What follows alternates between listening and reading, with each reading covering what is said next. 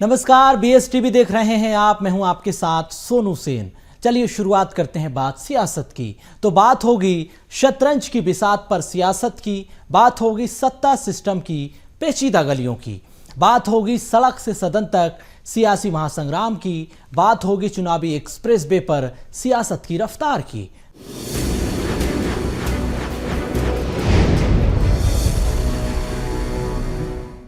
मध्य प्रदेश में film the Sabarmati report cinema घरों में दर्शकों को काफी पसंद आ रही है।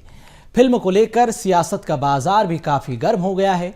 साबरमती फिल्म मध्य प्रदेश में टैक्स फ्री कर दी गई। उसके बाद अब सियासत ने अपना चैप्टर खोल लिया। मुख्यमंत्री डॉक्टर मोहन यादव ने फिल्म को टैक्स फ्री करने का बड़ा ऐलान किया। उसके बाद सियासत की फाइल भी खुल चुकी है। रिपोर्ट देखिए।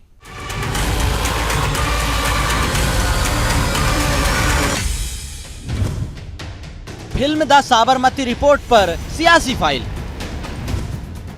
सियासत के चैप्टर में इतिहास के पन्ने। गोधरा कांड के तथ्यों का किया फिल्मांकन। सीएम मोहन ने किया बड़ा ऐलान। एमपी में टैक्स फ्री हुई फिल्म द साबरमती रिपोर्ट।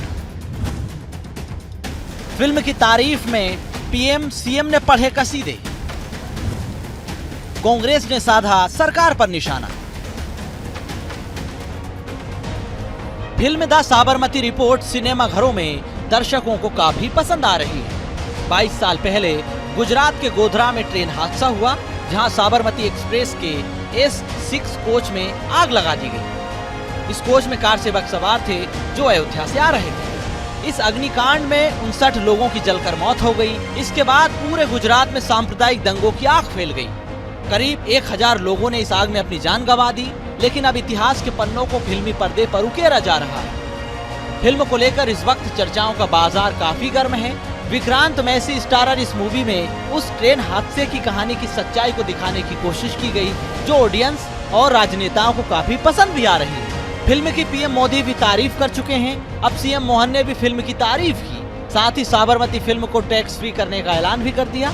मुख्यमंत्री ने कहा कि साबरमती रिपोर्ट फिल्म को प्रदेश में टैक्स फ्री किया गया। उन्होंने फिल्म द साबरमती रिपोर्ट की सराहना की। इसे इतिहास के लिए काला अध्याय को समझाने का माध्यम बताया। उन्होंने कहा कि यह फिल्म सच्चाई को उजागर करती है। राजनीति अपनी जगह है, लेकिन वोटों की राजनीति के लिए इतना गंदा खेल खेलना बेहद शर्मनाक था।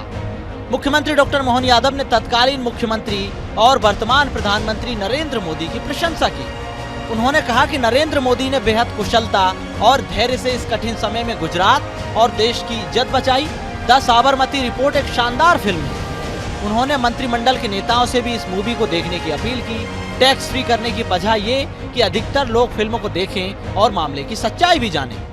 द साबरमती एक तरह से बहुत अच्छी पिक्चर बनी है। मैं स्वयं भी देखने जा रहा हूँ, अपने मंत्री विधायक सांसदों को भी देखने पहुंचा रहे हैं और आपके माध्यम से बताना चाहूंगा कि हम उसको टैक्स फ्री भी करने जा रहे हैं, ताकि इसको देखने के लिए अधिकांश लोग देख सके। और ये बात भी सही कि अतीत के काल में वो ऐसा काला अध्याय है जिसमें सच्चाई दूध का दूध पानी की पानी की तरह इस पिक्चर को देखने से समझ में आती। राजनीति अपनी जगह है, लेकिन ऐसे वोटों की राजनीति के कारण से इतना गंदा खेलना ये बहुत खराब बात थी। और मैं मान के चलता हूं कि उस समय प्रधानमंत्री जी जो तत्कालीन समय मुख्यमंत्री करके थे, उन्होंने बहुत अच्छे से कुशलता के साथ पूरी घटना में गुजरात की इज्जत बचाई, देश की इज्जत बचाई। ऐसे में उस सत्य को आने में आज तो दूध का दूध पानी का पानी करना ही चाहिए। उधर मध्य प्रदेश में साबरमती फिल्म को टैक्स फ्री किए जाने पर विपक्ष ने निशाना साधा। पूर्व मुख्यमंत्री दिग्विजय सिंह ने कहा कि जिन लोगों ने हिंदू भाइयों को भड़काकर ये जुर्म करवाया, उनकी हालत क्या है। उन लोगों से पूछ लीजिए जो गोधरा कांड में प्रताड़ित हुए हैं, अनाथ हुए हैं, जिनका अब तक पुनर्वास नहीं हुआ है। दिग्विजय सिंह ने आगे कहा कि जिन लोगों से ये सब जुल्म करवाया गया, वह आज किस हालात में है, जरा पता कर लीजिए। दिग्विजय ने आगे कहा कि देखना ही है तो जंगल सत्याग्रह फिल्म भी देखिए। उन्होंने कहा कि एमपी के बैतूल में इस फिल्म को शूट किया गया। ब्रिटिश हुकूमत ने जंगल के अधिकार हथिया लिए थे, उसे लेकर फिल्म बनी है। उन्होंने मुख्यमंत्री से भी इस फिल्म को मध्य प्रदेश में टैक्स फ्री करने का अनुरोध किया। उन लोगों से पूछ लीजिए जो गोधरा कांड में प्रताड़ित हुए, अनाथ हुए, जिनको न तो उनका पुनर्वास हुआ और यही नहीं है, जिन लोगों को भड़काकर, जिस हिंदू भाइयों को उन्होंने भड़काकर ये सब जुर्म करवाया, वो आज किस हालात में है जरा भी पता लगा लीजिए। क्योंकि जंगल सत्याग्रह ब्रिटिश हुकूमत ने जिस प्रकार से जंगल के अधिकार पूरे तरीके से हथिया लिए थे ब्रिटिश हुकूमत ने, उसके खिलाफ छोटा नागपुर से लेकर और हमारे गोंडवाना क्षेत्र हर इलाके में आंदोलन हुआ था और उसमें हमारे महात्मा गांधी जी ने उसमें शामिल हुए और कुमरे जी हमारे शहीद हुए थे। हमारे उन्होंने आंदोलन को लीड किया था, बैतूल के रहने वाले थे। उस जंगल सत्याग्रह की फिल्म को भी आप देख आइए। फिलहाल मध्य प्रदेश में साबरमती फिल्म पर सियासत शुरू हो गई। फिल्म में गुजरात के गोधरा कांड को फिल्माया गया। फिल्म के जरिए गोधरा कांड की सच्चाई, तथ्यों को फिल्मी पर्दे पर फिल्मांकन किया गया, जिसे अब सियासत ने लपक लिया है। फिल्म की तारीफ में पीएम, सीएम समेत बीजेपी के नेता कसीदे पढ़ रहे हैं। वहीं विपक्ष फिल्म साबरमती रिपोर्ट पर सियासी फाइल खोल रहा है। खैर, सियासत के इस चैप्टर में इतिहास के पन्नों को पलेटा जा रहा है, जिसे जनता पढ़ रही है, देख भी रही है। Bureau report, BSTV। चलिए अब आपको छत्तीसगढ़ से मस्जिदों के लिए जो फरमान जारी किया गया उसके बारे में बताते हैं। छत्तीसगढ़ राज्य वक्फ बोर्ड ने प्रदेश भर की सभी मस्जिदों के लिए एक खास फरमान जारी किया। इस फरमान को लेकर छत्तीसगढ़ से लेकर दिल्ली तक सियासत हो रही है। राजनीति में सियासी रफ्तार देखने को मिल रही है। फरमान ऐसा कि जिस पर कम्युनिटी के OBC भी नाराज हो गए हैं, उन्होंने भी इस पर प्रतिक्रिया दी है। इस फरमान को लेकर अब खबर यह कि मस्जिद कमेटियों को जुमे की नमाज के दौरान तकरीर के विषय के लिए वक्फ बोर्ड से इजाज़त लेनी होगी। वक्फ बोर्ड की परमिशन के बाद ही तकरीर के विषय पर मुतबल्ली चर्चा कर सकेंगे। इसके साथ ही इस फरमान में क्या कुछ खास है, क्यों इस पर सियासत हो रही है, ये रिपोर्ट देखिए। छत्तीसगढ़ वक्फ बोर्ड के आदेश के मुताबिक छत्तीसगढ़ की मस्जिदों में मुतबल्लियों द्वारा दी जाने वाली तकरीर की मॉनिटरिंग व्हाट्सएप ग्रुप के जरिए की जाएगी। इस ग्रुप में छत्तीसगढ़ की मस्जिदों के मुतबल्लियों को जोड़ा जाएगा। यदि कोई मुतबल्ली तकरीर करना चाहता है तो इसकी जानकारी मुतबल्ली ग्रुप में देनी होगी। जानकारी वक्फ बोर्ड के सदस्य पढ़ेंगे और जो मुद्दे उन्हें विवादित लगेंगे उनमें संशोधन करके दोबारा संबंधित मस्जिद के मुतबल्ली को वो भेजा जाएगा। इसके बाद संशोधित मुद्दे पर ही तकरीर होगी। जो मुतबल्ली नियम का पालन नहीं करेंगे उन पर एक्शन भी लिया जाएगा। वह इस मामले में छत्तीसगढ़ वक्फ बोर्ड के अध्यक्ष डॉक्टर सलीम राज का कहना है कि मुतबल्लियों को आदेश दिया गया है कि मस्जिदों को राजनीति का अखाड़ा न बनाया जाए। लगातार मस्जिदों से बयानबाजी होती है, फतवा जारी होता है, वो नहीं होना चाहिए, इसलिए नया आदेश जारी किया गया है। मस्जिदों से जो फतवा जारी कर दिया जाता था, मस्जिदों से सामाजिक सौहार्द बिगाड़ने की चर्चा होती थी, उसके लिए मुतवल्ली को एक नोटिस जारी करा जाए और एक व्हाट्सएप ग्रुप बनाया गया है कि आपको जो भी बयान देना है पहले आप वक्फ बोर्ड से अप्रूवल लीजिए, उसके बाद बयान दीजिए। लगातार घटना देख लीजिए, जम्मू कश्मीर में शुक्रवार की नमाज के बाद पत्थरबाजी होती है, शुक्रवार की नमाज के बाद जुलूस निकलता है, तो सामाजिक सौहार्द बिगड़ने का काम होता है। तो सामाजिक सौहार्द नहीं बिगड़े, यह जो नियम है सिर्फ मुतवल्ली के ऊपर लागू हुआ है, मस्जिद के इमाम और मौलाना लोगों पर नहीं हुआ है।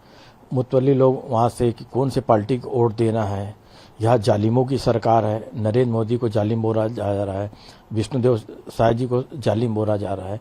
तो भारतीय जनता पार्टी जो सबका विकास, सबके प्रयास और सबके विश्वास पर काम करने वाली है, तो जो गलत बदनाम किया जा रहा है और मस्जिदों के बहाने नवयुवकों को भटकाने का काम कर रहा है, उसके लिए ये आदेश जारी किया गया है। इस मामले में AIMIM के सुप्रीमो असुद्दीन ओवैसी ने बीजेपी पर निशाना साधा। उन्होंने एक्स पर पोस्ट किया, लिखा कि छत्तीसगढ़ की बीजेपी सरकार का वक्फ बोर्ड चाहता है कि वे जुम्मा का खुतबा देने से पहले अपने खतीब अपने खुतबे की जांच वक्फ बोर्ड से करवाएं और बोर्ड की इजाजत के बिना खुतबा ना दें। अब भाजपा ही हमें बताएंगे कि दीन क्या है। अब अपने दीन पर चलने के लिए इनसे इजाजत लेनी होगी। अब इस सोशल मीडिया पोस्ट को लेकर छत्तीसगढ़ की राजनीति में भी सियासी घमासान होता दिखाई दे रहा है। इस आदेश को लेकर बीजेपी नेता तौकीर रजा ने निशाना साधते हुए कहा कि जब कश्मीर में कश्मीरी पंडित को बाहर निकाला जा रहा था तब क्या इन्होंने चूड़ियां पहन रखी थी। डबल इंजन की सरकार है और अगर कुछ गलत करते हैं तो उन चीजों को सहना भी सीखना होगा। जिस तरीके से भड़काऊ बयानबाजियां की जाती थी, फतवा जारी किया जाता था, उन सभी के खिलाफ इस आदेश की बात की जा रही है। अगर देश हित के खिलाफ बयानबाजियां उनकी तरफ से आए तो बीजेपी की सरकार उन्हें भी उखाड़ फेंकेगी। वहीं दूसरी ओर वक्फ बोर्ड अध्यक्ष के आदेश पर पूर्व पीसीसी अध्यक्ष धनेंद्र साहू ने कहा कि राजनीति से भरा आदेश है। इस तरह के आदेश वक्फ बोर्ड ने राजनीति के तहत लिया है। बीजेपी ये तय नहीं करेगी कि धर्मगुरु तो प्रवचन देते ही हैं। यदि कुछ आपत्तिजनक है तो संविधान में कानून है, उनके खिलाफ कार्रवाई होगी। यहाँ पर भी भाजपा की सरकार है, उनके द्वारा नियुक्त लोग वक्फ बोर्ड में हैं और कहीं न कहीं इस बात से इनकार नहीं किया जा सकता कि उनका यह जो आदेश है निश्चित तौर पर कहीं न कहीं राजनीति से प्रभावित है।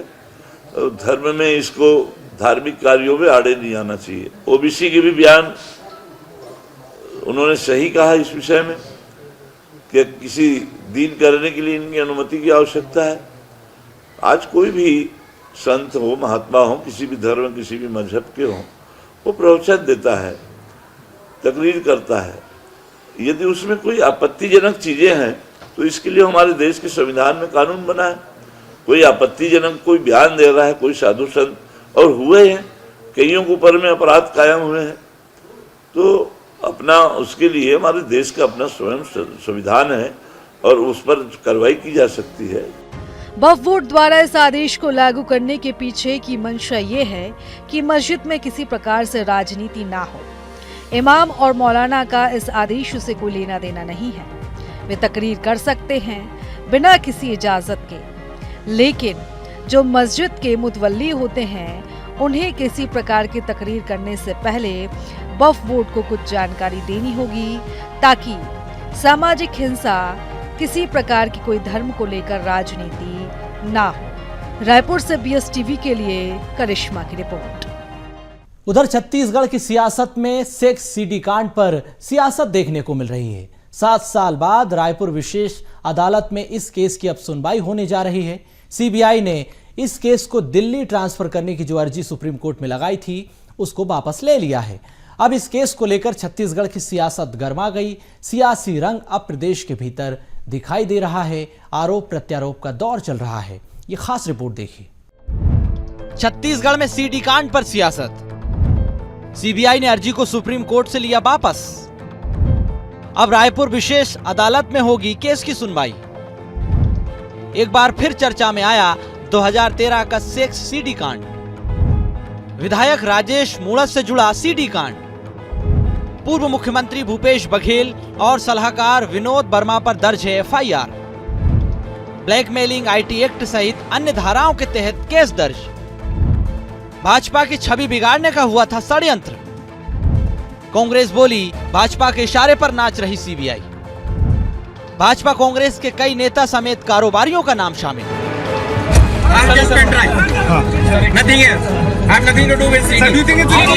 छत्तीसगढ़ में तथाकथित सेक्स सीडी कांड पर सियासत गर्मा गई। छत्तीसगढ़ में साल 2017-18 के दौरान तत्कालीन मंत्री के बहुचर्चित सीडी कांड का मामला सामने आया। मामला फिलहाल कोर्ट में चल रहा था, लेकिन अब सीबीआई ने सुप्रीम कोर्ट में दीगर राज्य में सुनवाई के लिए दिए गए आवेदन वापस ले लिया है। इस मामले में पूर्व मुख्यमंत्री भूपेश बघेल और उनके सलाहकार विनोद वर्मा मुख्य आरोपी हैं। इन दोनों पर आरोप है कि उन्होंने सीडी बनाकर उसे वायरल और वितरित किया। दोनों आरोपी फिलहाल जमानत पर हैं। सीडी कांड को लेकर 26 अक्टूबर 2017 को भाजपा नेता प्रकाश बजाज ने शिकायत की थी, जिस पर पंडरी पुलिस थाने में ब्लैकमेलिंग और आईटी एक्ट के तहत केस दर्ज हुआ था। सीडी कांड पर बीजेपी का कहना है कि भाजपा और भाजपा नेता की छवि बिगाड़ने के लिए इस तरीके का षड्यंत्र रचा गया था। देखिए, ये भारतीय जनता पार्टी और भारतीय जनता पार्टी के नेता के छवि को बिगाड़ने के लिए ये सब कुछ रचित था और जो भी इसमें जांच होगी वो विधि सम्मत होगी और विधि सम्मत इस पे कार्रवाई होगी, निर्णय होगा, कानून जो है अपने हिसाब से काम करेगी। देखिए इसमें जो भी संलिप्त होंगे, जो भी दोषी होंगे, जांच में सामने आ जाएगा, फिर उसके हिसाब से उसमें कार्रवाई होगी। वहीं कांग्रेस का कहना है कि सीबीआई भाजपा के इशारे पर चलती है। पहले इस केस को ट्रांसफर करने की अर्जी दी गई, अब एक बार फिर से अपील को वापस ले लिया गया। बीजेपी राजनीति कर रही है, सीबीआई प्रधानमंत्री का थाना बन गई है। दरअसल 2017 में इस मामले में सीबीआई की पड़ताल में इस वीडियो को टेम्पर करने का खुलासा हुआ था। इस मामले में 150 से ज्यादा लोगों को सरकारी गवाह बनाया गया था। इसमें राज्य के कई बड़े लोगों के नाम एफआईआर में शामिल थे। सीबीआई अभी भी इस मामले पर जांच कर रही है। अब तक इस केस की फाइनल चार्जशीट पेश नहीं की गई, लेकिन सियासत अपार देखने को मिल रही है। रायपुर से संवाददाता करिश्मा सोनी की रिपोर्ट। मध्य प्रदेश सरकार इन्वेस्टर समिट के लिए लगातार उद्योग को बढ़ावा दे रही है। निवेशकों को प्रदेश की धरती पर लुभाने के लिए तमाम प्रयास किए जा रहे हैं। मुख्यमंत्री डॉक्टर मोहन यादव पूरे देश भर में जाकर समिट में उद्योगपतियों से बातचीत कर रहे हैं, चर्चा कर रहे हैं। अब खास बात यह कि सरकार ने 2025 को उद्योग वर्ष घोषित किया। इसी साल 2025 में खास बात यह कि इन्वेस्टर समिट होने जा रही है, यानी कि ग्लोबल इन्वेस्टर समिट को लेकर मुख्यमंत्री देश विदेश में जाकर उद्योगपतियों से बातचीत कर रहे हैं। उन्हें प्रदेश की धरती पर निमंत्रण दे रहे हैं कि आइए आप देखिए, मध्य प्रदेश की धरती को समझिए, सरकार कैसे राहत रियायत देने का काम कर रही है। इसी पर यह खास रिपोर्ट देखिए।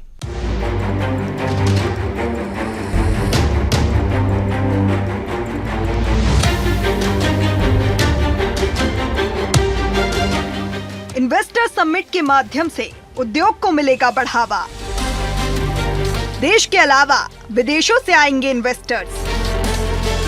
सीएम मोहन विदेशों से लाएंगे मध्य प्रदेश में इन्वेस्टर। निवेश के लिए इंग्लैंड और जर्मनी जाकर देंगे निवेशकों को निमंत्रण। फरवरी 2025 में होगी ग्लोबल इन्वेस्टर समिट।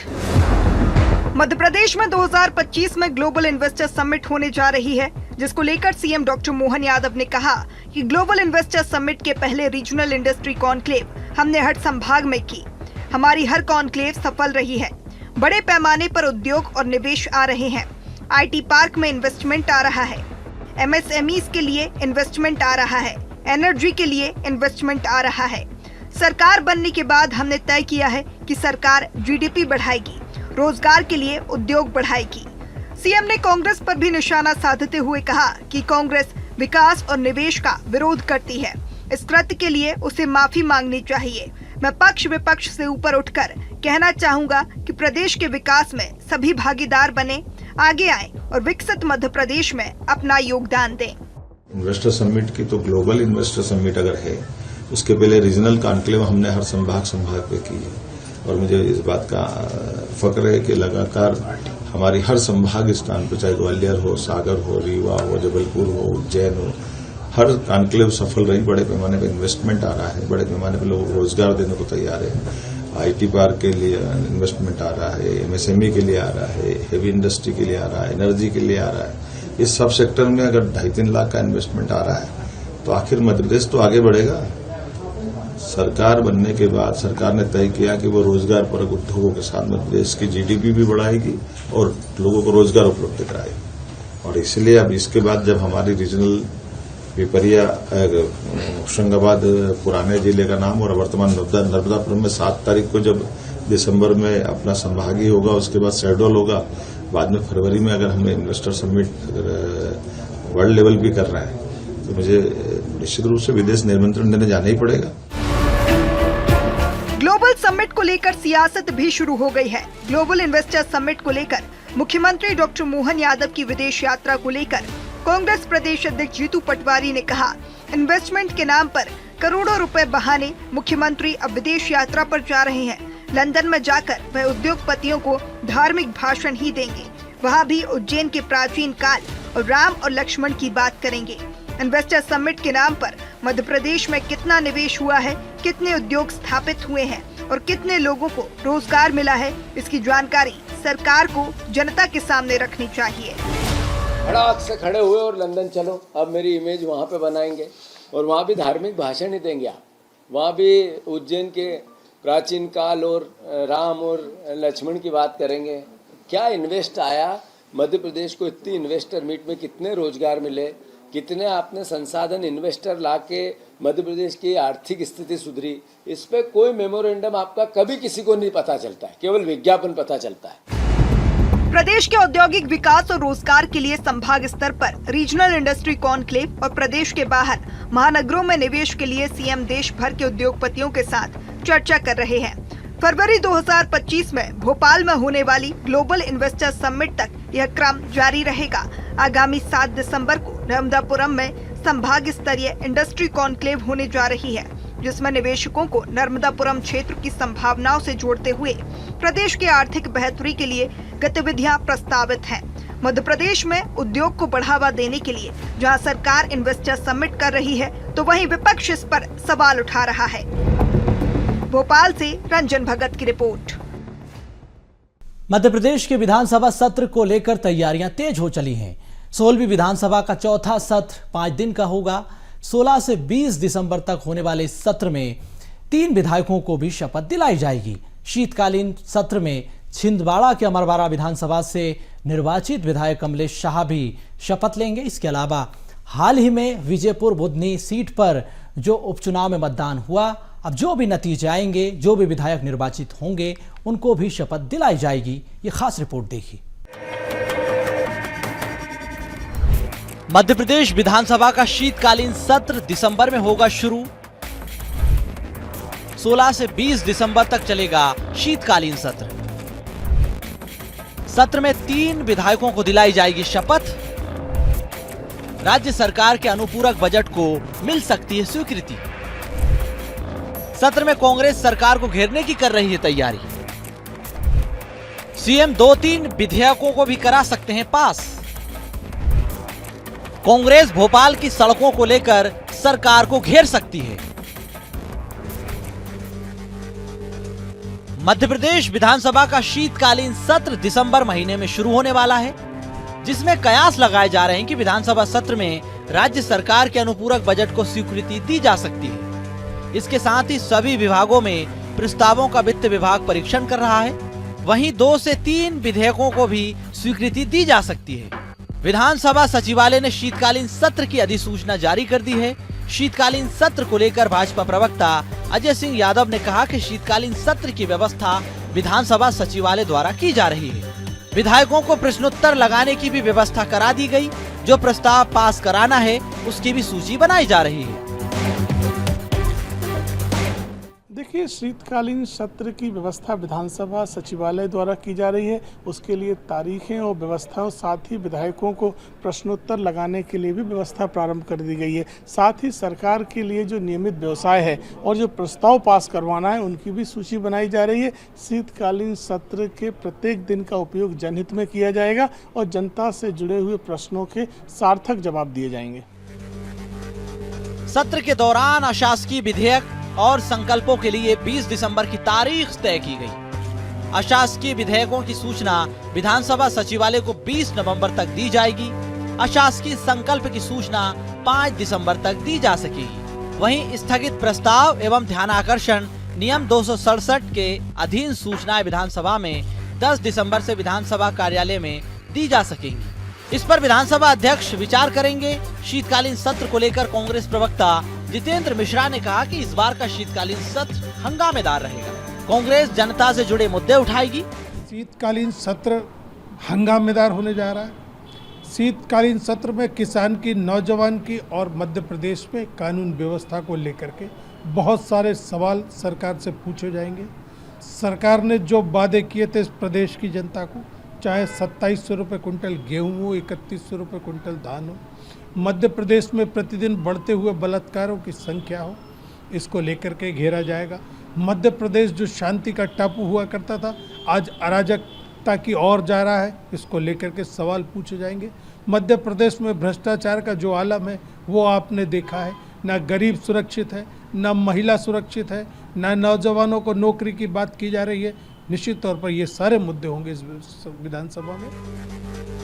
राजनीतिक गलियारों में ये भी चर्चा है कि शीतकालीन सत्र के दौरान मोहन सरकार 3-4 विधेयकों को भी इसी सत्र में पास करवाने की तैयारी में है। विधानसभा सत्र को देखते हुए सरकार के विभिन्न विभागों सहित विधानसभा में तैयारियां शुरू हो गई हैं। वित्त विभाग ने सभी विभागों से प्रस्ताव भी मांगे थे, जिसका परीक्षण भी वित्त विभाग ने शुरू कर दिया।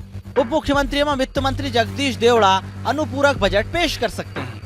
कांग्रेस ने सदन के साथ ही भोपाल की सड़कों पर भी सरकार को घेरने की रणनीति पर काम शुरू कर दिया। Bureau report, PSTV। फिलहाल बात सियासत में इतना ही। मुझे दीजिए इजाजत। आप देखते रहिए PSTV।